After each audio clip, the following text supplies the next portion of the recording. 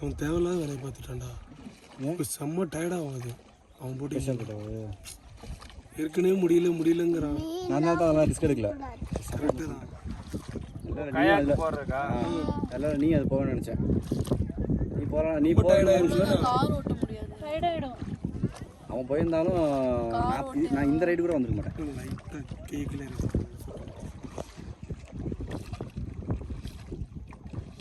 setting பார்த்து